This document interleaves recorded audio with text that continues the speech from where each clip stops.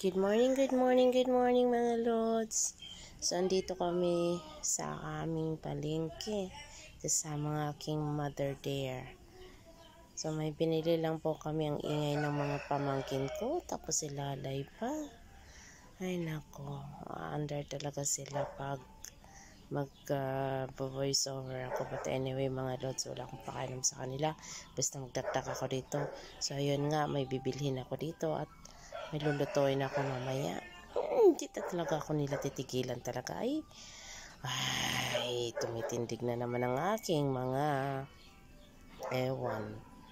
Basta, mga lods, mamaya papakita ko sa inyo kung anong lulutuin ko.